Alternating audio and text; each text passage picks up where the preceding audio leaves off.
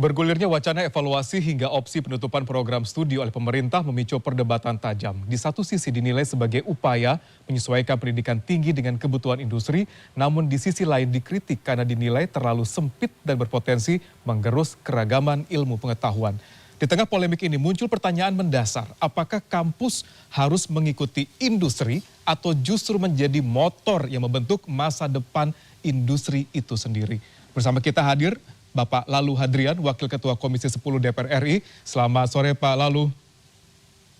Selamat sore Mas Ruli, Assalamualaikum. Waalaikumsalam Pak. Dan juga sudah hadir Ibu Retno Listiarti, Ketua Dewan Pakar FSGI sekaligus pemerhati pendidikan Indonesia. Selamat sore Bu Retno.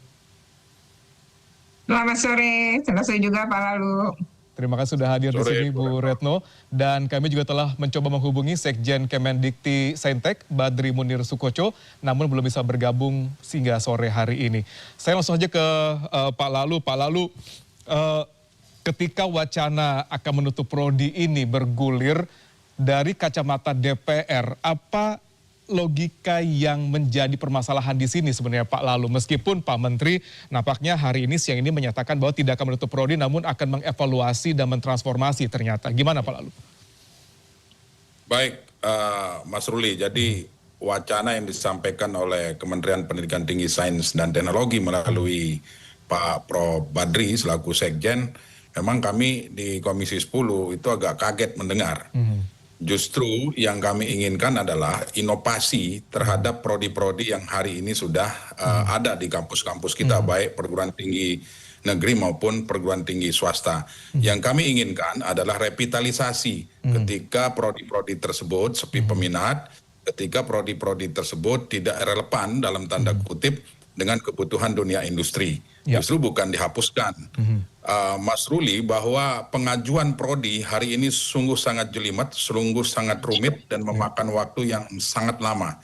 Tetapi ketika itu dihapus hanya gara-gara industri kita tidak butuh, maka cara berpikirnya kalau menurut kami di Komisi 10 itu adalah salah kaprah.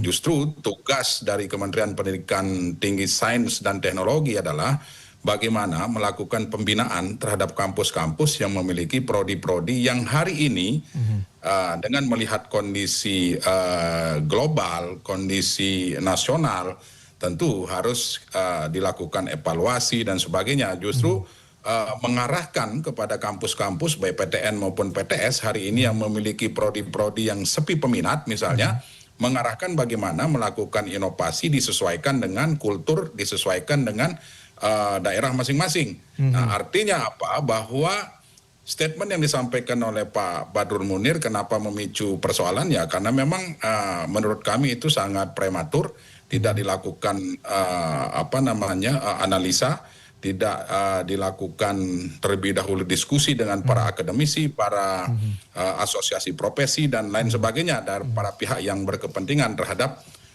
pemangku kebijakan di bidang pendidikan tinggi. Oleh karena itu kami di Komisi 10 menginginkan atau berharap kepada dan meminta kepada Kementerian Pendidikan Tinggi Sains dan Teknologi untuk melakukan kajian, melakukan analisis sebelum mengeluarkan kebijakan ini.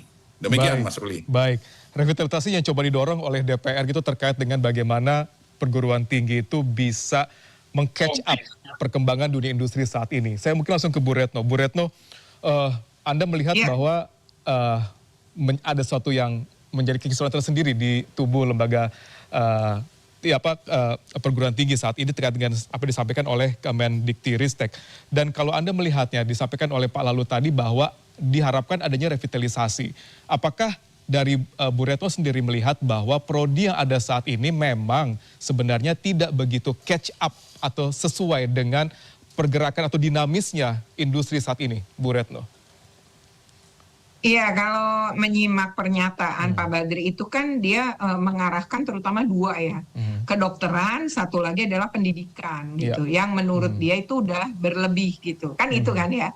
Nah ini juga saya sepakat dengan Pak Lalu bahwa apakah ini betul-betul didasarkan kepada data yang bisa dipertanggungjawabkan. Karena kalau kita berbicara misalnya pendidikan ya, karena kami kan guru ini kan keguruan ini udah arahnya ke pendidikan tentunya ya. Nah, bayangkan kalau prodi-prodi itu misalnya mata pelajaran kan kalau di jurusan keguruan itu pakai mata pelajaran ya, misal matematika, fisika, kemudian misalnya pendidikan kewarganegaraan gitu kan ya. Nah, kalau kemudian sekarang dianggap bahwa itu tidak match gitu ya, karena kan ngitungnya begini, guru tuh ketika lulus terus diterima bekerja misalnya atau kemudian menjadi ASN atau tidak, mereka kan punya masa kerja yang panjang dengan memegang mata pelajaran yang sama. Lalu dianggap bahwa setelah itu jadi yang lulusan-lulusan berikutnya jadi kesulitan gitu, padahal kan setiap tahun ada yang pensiun ya, kemudian ada juga yang kemudian beralih tidak menjadi guru gitu. Artinya sebenarnya peluang itu selalu ada, sekolah-sekolah baru dan lain-lain gitu, dengan jumlah penduduk yang juga terus bertambah dan kebutuhan itu yang bertambah. Nah, kalau memang kelebihan berarti kan jangan terlalu banyak membuka misalnya dengan jumlah orang. Jadi dihitung gitu, seperti tadi pakai data. Kalau memang dirasa bahwa dalam data guru PKN yang mau pensiun misalnya sejumlah sekian, lalu kalau tahun ini berapa, tahun ini berapa, tahun ini berapa, maka prodi yang terkait dengan itu pakai data tadi akan menerima untuk tidak berkelimpahan atau tidak terlalu banyak nih ya yang lulusan kemudian tidak terserap. Itu gimana cara membatasinya? Kan bukan jumlahnya dikurangi gitu ya, misalnya malah lebih bagus kalau itu lebih sedikit, pendidikannya mungkin jauh lebih berkualitas, kan bisa juga gitu. Jadi artinya tidak mesti kemudian kalau ditutup lalu kalau ini udah pada pensiun dan ini lalu siapa yang mau gantiin gitu ya. Nah, ini jadi menurut cara memandangnya nggak begitu gitu ya kan, yang dimaksud dengan industri kalau di pendidikan kan tidak mutlak pabrik gitu ya, tapi bahwa ini adalah dunia sekolah tadi ya, pendidikan seperti dosen maupun menjadi guru. Baik, ada fundamental yang menjadi problem di sana. Mungkin saya langsung ke Pak Lalu. Pak Lalu, kalau tadi kita disampaikan oleh Bu Retno, sebenarnya masalah utamanya itu ada di prodi atau di ekosistem industri dan perencanaan tenaga kerja nasional kita, Pak, sehingga hal tersebut terjadi. Mas Ruli, jadi mindsetnya ini harus dirubah dulu. Kalau kita mengikuti cara berpikirnya Prof. Badri, maka semua orang pasti akan justru menimbulkan pertanyaan, kenapa harus kedokteran, kenapa harus guru yang dikurangi. Nah, di satu sisi problem kita hari ini bahwa guru-guru kita sudah pernah nggak dihitung jumlahnya berapa. Kemudian jangan hanya melihat di kota-kota besar, kita harus cek dulu seluruh Nusantara termasuk daerah 3T. Kemudian yang kedua, di satu sisi Presiden Prabowo justru menginginkan bahwa kampus-kampus membuka program studi kedokteran. Nah, ini kan sudah bertolak belakang keinginan Presiden dengan yang disampaikan oleh Kementerian Pendidikan Tinggi Sains dan Teknologi melalui Sekjen Diktisaintek. Nah, oleh sebab itu yang ingin saya katakan juga bahwa perguruan tinggi ini bukan hanya sekedar pabrik tenaga kerja, bahwa ekosistem industri, ekosistem pendidikan tinggi ini harus ada link and match. Kemudian perlu kita lakukan juga adalah pertama kajian komprehensif, kajian akademik terkait dengan penutupan atau pembukaan prodi ini. Kalau ditutup, betul yang disampaikan Bu Retno tadi, kalau ini ditutup kemudian ternyata semua sudah pensiun, lah memproduksinya seperti apa lagi. Nah, ini kan juga harus melalui kajian-kajian. Nah, oleh sebab itu evaluasi berkala perlu dilakukan oleh Kementerian Pendidikan Tinggi Sains dan Teknologi selaku pembina pendidikan tinggi. Nah, ini yang harus dilakukan. Nah, evaluasi inilah sebagai dasar untuk menentukan kebijakan. Menentukan kebijakan itu tidak harus menutup. Nah, ngapain ditutup, pembukanya aja susah gitu loh. Pak Lalu, ini kan apakah kita bisa beranggapan bahwa kampus itu memang menyediakan lulusan yang bisa catch up dengan industri, atau seharusnya kampus itu bisa menciptakan individu-individu yang nantinya bisa menciptakan industri-industri baru untuk lebih memboosting perekonomian Indonesia, Pak? Apa sebenarnya harus kita kejar sekarang? Ya, itu yang saya bilang di awal tadi, jangan menganggap bahwa kampus itu hanya pabrik tenaga kerja. Kampus harus dijadikan sebagai wadah untuk menciptakan inovasi baru, menciptakan riset, menciptakan temuan-temuan baru dalam rangka membuka lapangan kerja itu sendiri. Bukan berarti bahwa lulusan perguruan tinggi itu harus bekerja. Masih banyak peluang-peluang usaha, masih banyak peluang-peluang lain yang harus dikembangkan oleh para lulusan perguruan tinggi, baik perguruan tinggi negeri maupun perguruan tinggi swasta. Demikian. Bu Retno, kira-kira bagaimana menanggapi hal tersebut gitu? Bagaimana sebenarnya kampus itu bisa benar-benar lakukan apa yang diharapkan oleh kita semua, disampaikan oleh Pak Lalu tadi gitu, menciptakan lapangan kerja baru gitu, tidak begitu-begitu saja gitu, tapi benar-benar bisa terjadi revitalisasi dan juga ada penambahan atau update teknologi dan informasi yang lebih kental di sana gitu di kemudian hari sesuai dengan perkembangan zaman kita ke depan.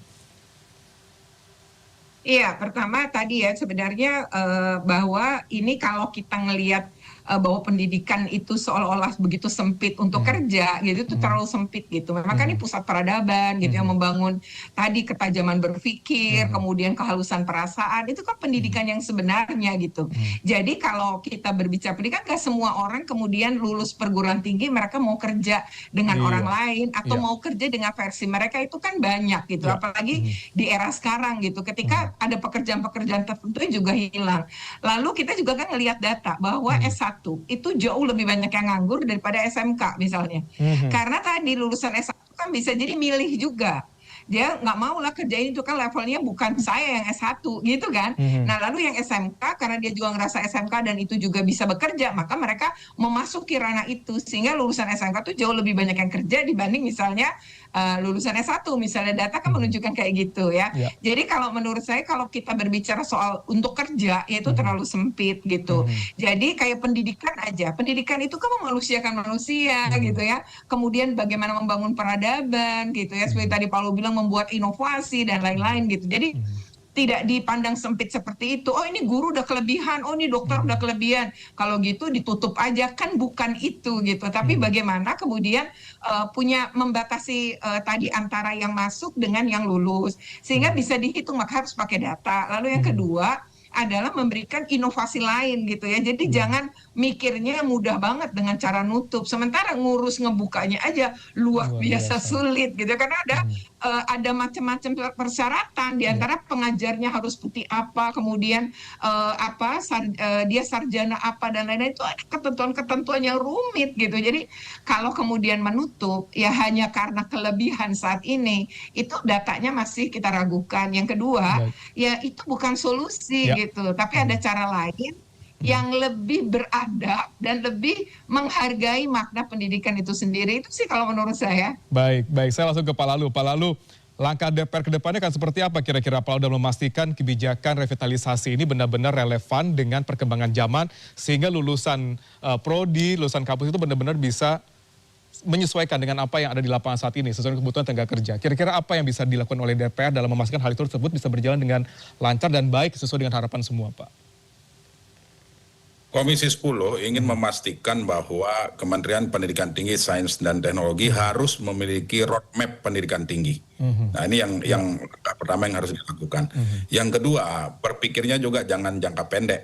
Berpikirnya tentu harus ke depan, harus jangka panjang. Nah itu semua dituangkan di dalam peta jalan pendidikan tinggi itu. Hari ini kita tahu bahwa negara yang besar, Indonesia kita ini, belum memiliki peta jalan pendidikan tinggi. Peta jalan pendidikan nasional juga belum ada, baik pendidikan dasar menengah maupun pendidikan tinggi. Sehingga apa yang terjadi ya seperti ini, kebijakan tiba-tiba tanpa memperhatikan dampaknya ke depan, seperti tidak ada kajian akademik, kemudian tidak ada kajian yang komprehensif, kadang-kadang kebijakan bertolak belakang dengan keinginan presiden. Nah seperti itu. Nah agar itu tidak terjadi, maka kami menginginkan bahwa Kementerian Pendidikan Tinggi, Sains dan Teknologi sebagai mitra kerja Komisi 10 DPR RI membuat peta jalan pendidikan agar apa yang menjadi program-program bisa terarah, terukur sesuai dengan asta cita yang sudah disiapkan oleh Presiden Prabowo Subianto. Jangan sampai nanti peta jalan yang saya sampaikan tadi yang selama ini kita tidak pernah miliki, maka berganti menteri menjadi berganti kebijakan, berganti menteri berubah kurikulum juga. Nah ini kan membingungkan kita semua. Nah oleh sebab itu tentu melalui kesempatan ini saya berharap kepada mitra kerja kami yaitu Kementerian Pendidikan Tinggi, Sains dan Teknologi untuk mengkaji ulang kebijakan terkait penutupan prodi tersebut. Karena banyak sekali yang akan dikorbankan, banyak sekali dampaknya ke depan.